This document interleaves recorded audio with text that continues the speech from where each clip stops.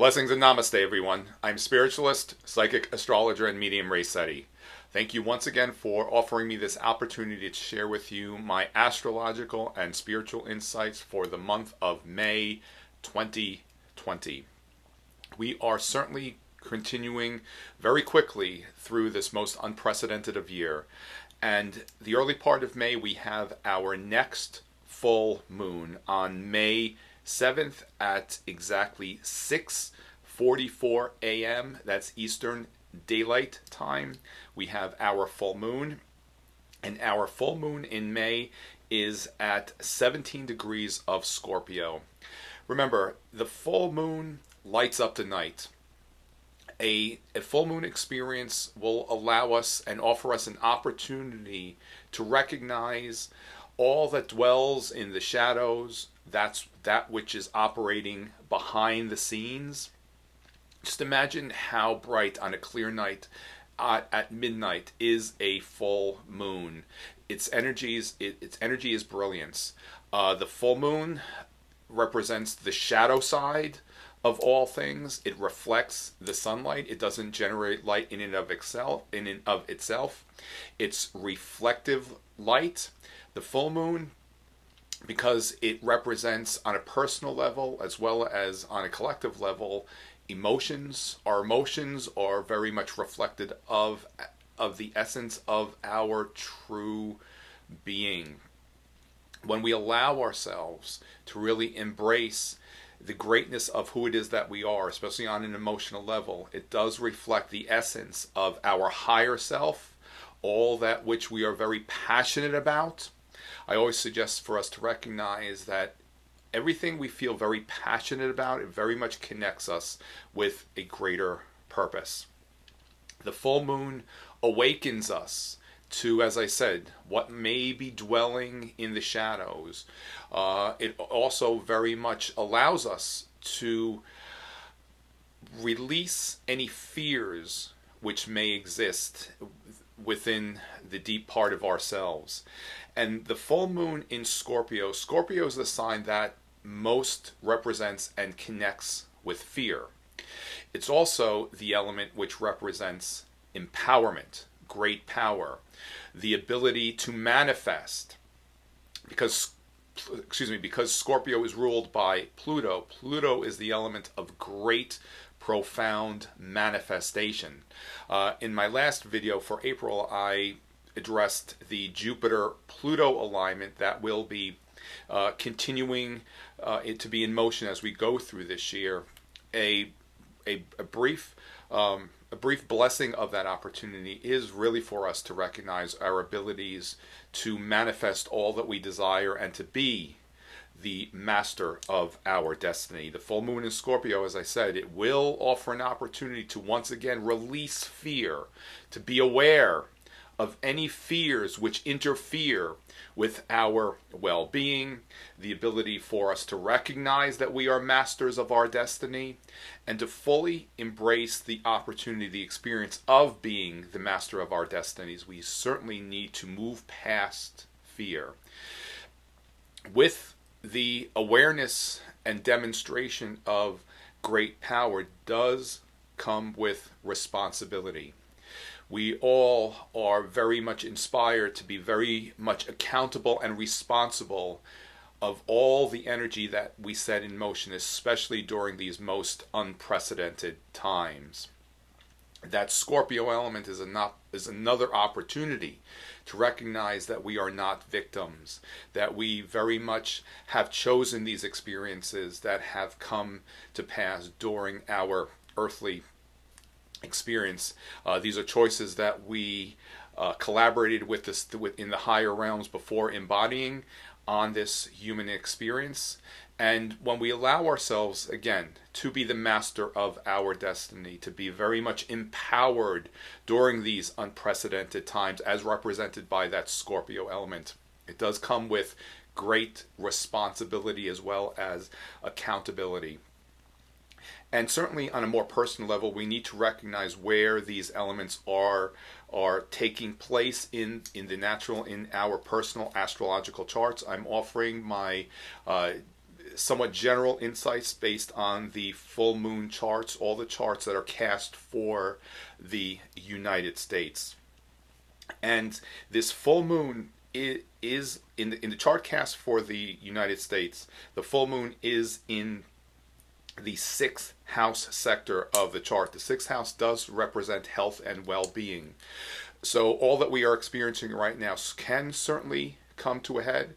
It's also an opportunity for us to recognize on a personal level how we are very much the master of our destiny regarding our personal well-being, and to very much empower ourselves to recognize that we are very much in control of the physical form, and to properly support the body's ability to be very much protected against harmful interferences through a very strong immune system, as well as the body's ability to heal itself properly when it's allowed to do so.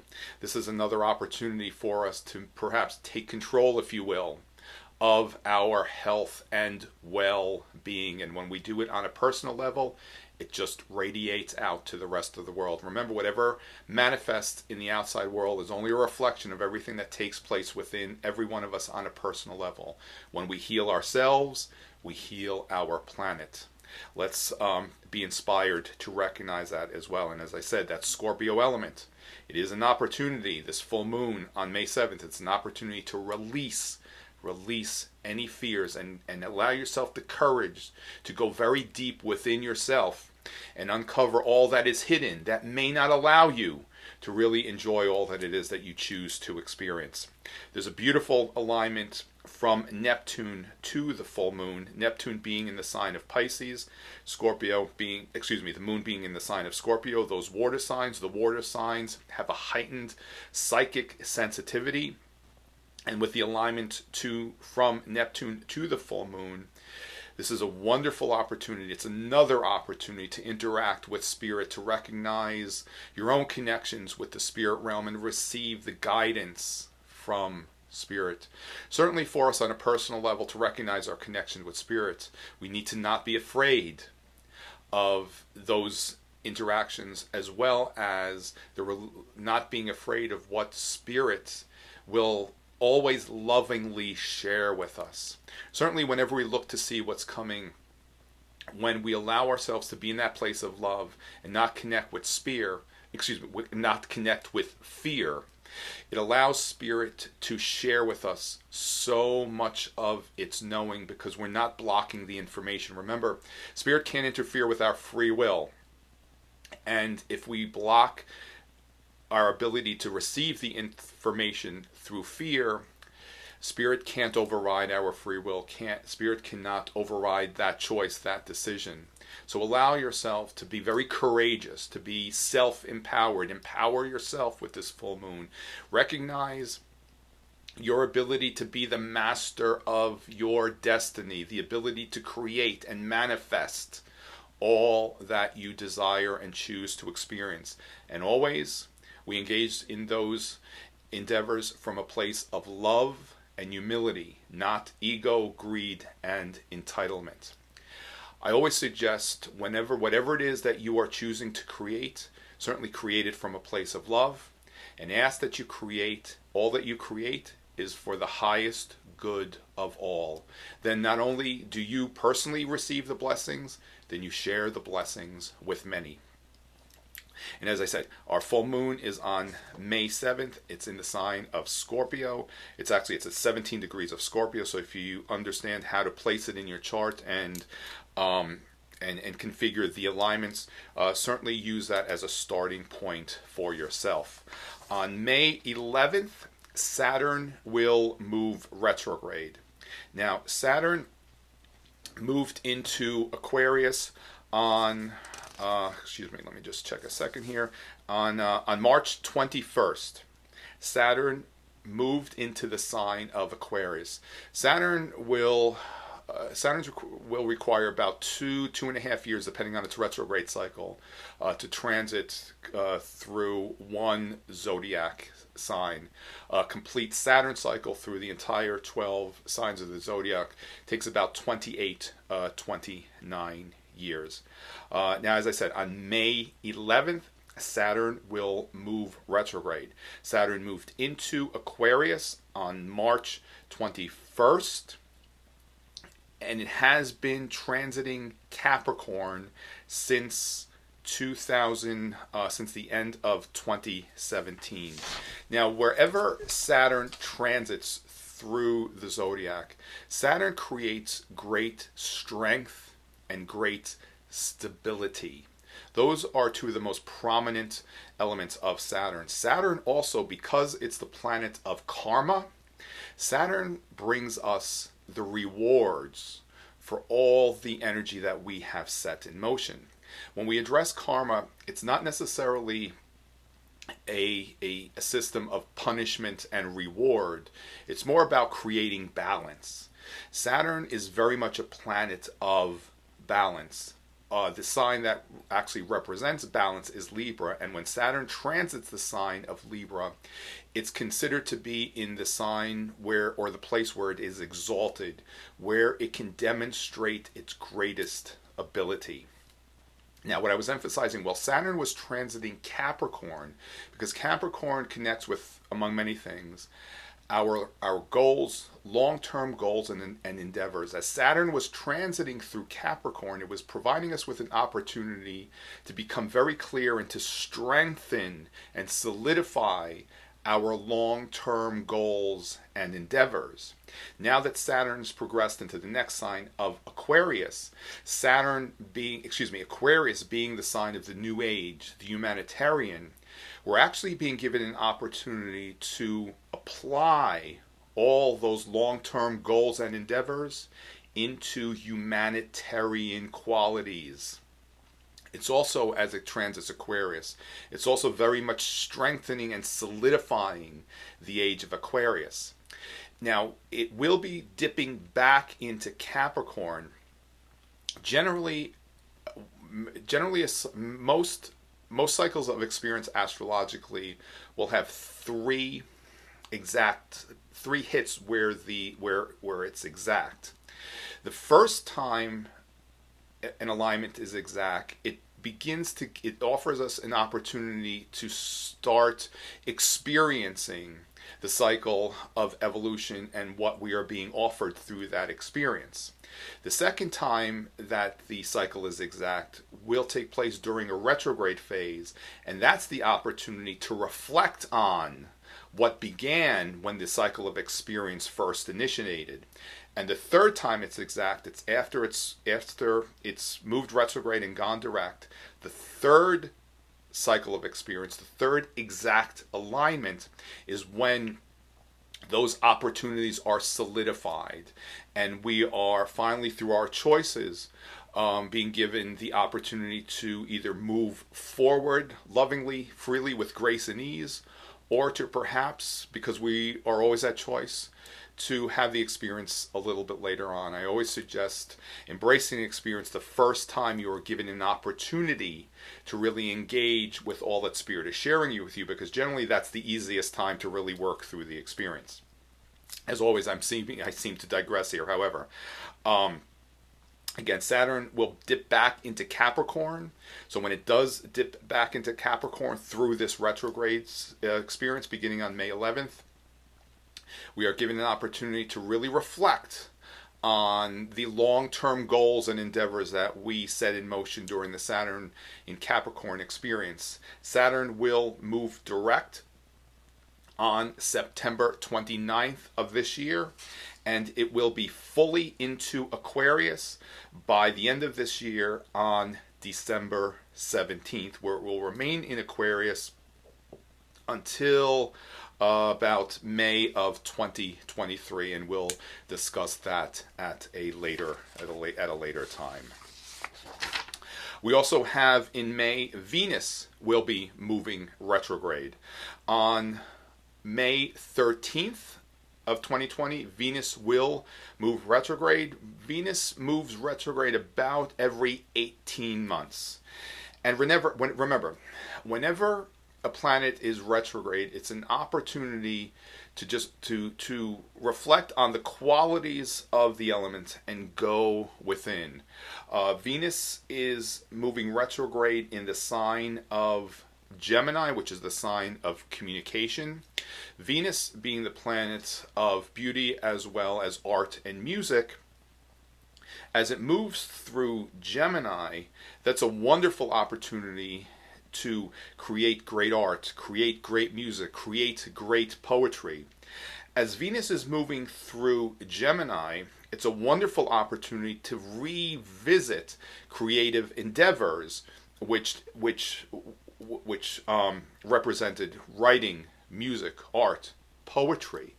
If at one time you were creating great art, music, or poetry and got away from it, this Venus retrograde phase, it's a perfect opportunity to reconnect with all those things that you were creating at that one time. It's also an opportunity for us to reflect on our own creative abilities.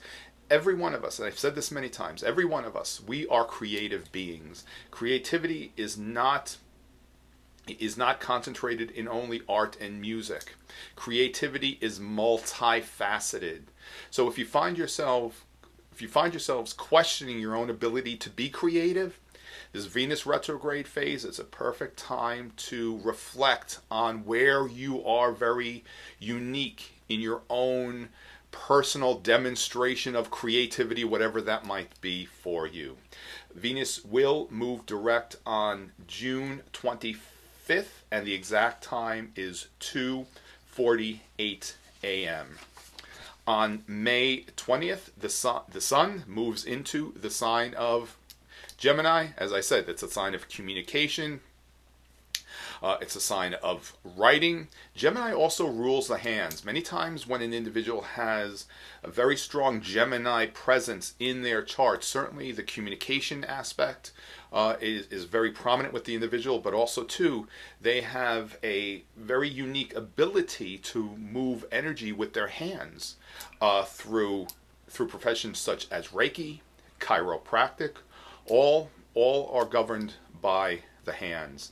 As the sun moves through the sign of Gemini, allow yourself to connect with your own personal ability to communicate, to be expressive, to write, all engaged from a place of love. Remember, everything we generate, everything we demonstrate, we suggest to create it all from a place of love. Now, we'll be coming up on our next new moon, and that will be on May 22nd. But first, as I always touch upon, which is the balsamic moon phase, which prepares us for the next new moon lunar cycle. The balsamic moon phase will begin on May 18th, 2020, and the exact time is 12:15 p.m. Remember, that's about 3.5 days before the new moon. That is an auspicious opportunity to prepare for the next lunar cycle. Now, our new moon on May 22nd, that is exact at 1:38 p.m., and that is Eastern Daylight Time. It is in the sign of Gemini. So it's an auspicious opportunity to begin creative projects, writing projects, anything connecting with communication.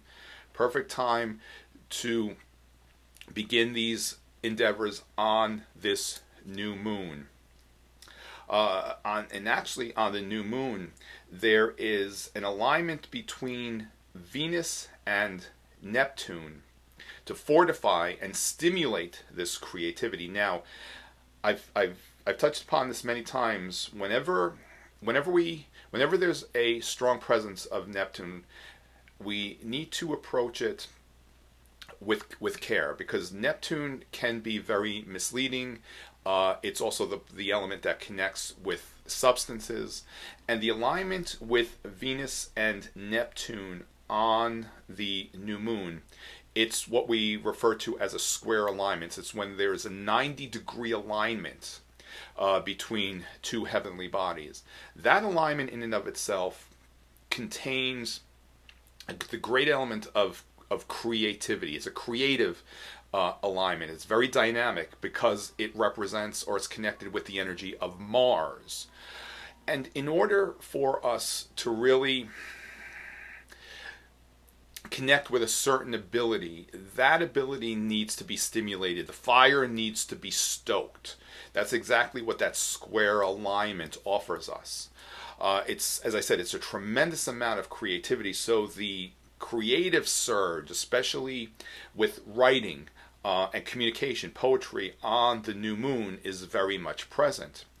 And to offset the negative side of that alignment, which does represent or connect with substance abuses, drugs, alcohol abuse, wool gathering, daydreaming, which doesn't necessarily produce anything creative, and to offset all those negative qualities, I always suggest remaining grounded and anchored to the energies of the earth.